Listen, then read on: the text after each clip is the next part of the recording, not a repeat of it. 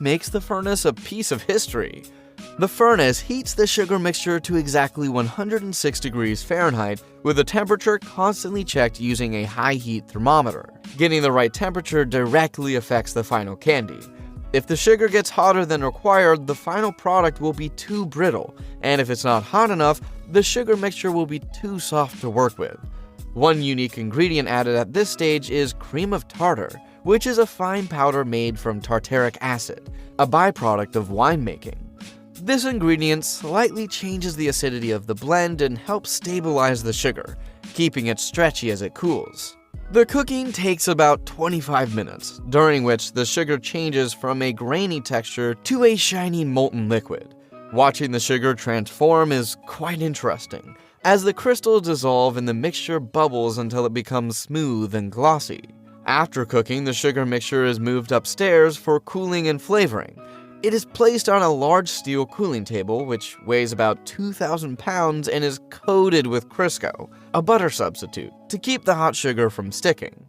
These cooling tables allow the sugar to cool evenly, staying workable for the next steps.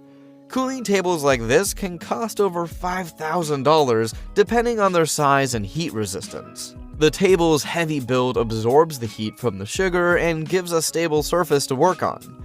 The sugar is split into two batches, one for the white part of the candy cane and one for the bright red.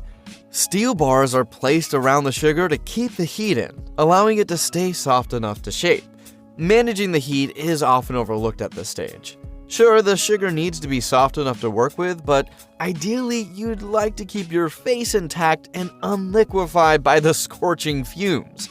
A melted face is definitely not something your family wants to see at the Christmas dinner table, I'll tell you that. Moving on, one batch of sugar is flavored with peppermint oil, which gives candy canes their signature taste.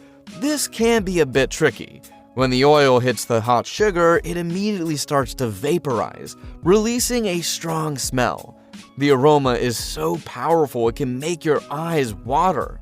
High-quality peppermint oil can cost anywhere between $10 and $50 per ounce and evaporates quickly, so it has to be added carefully so that the sugar absorbs the flavor.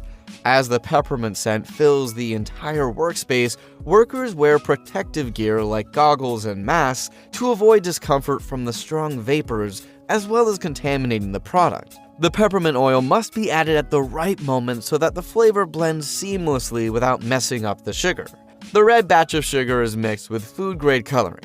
Unlike mass-produced candy canes where the red stripes are often added after the candy is shaped, this method mixes the color directly into the sugar.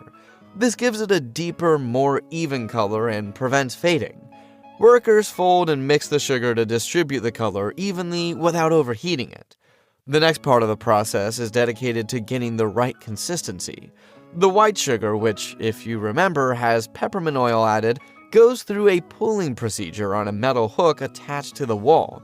As the sugar is pulled, it stretches and folds repeatedly, trapping air with each motion. This pulling makes the sugar's color lighter. From its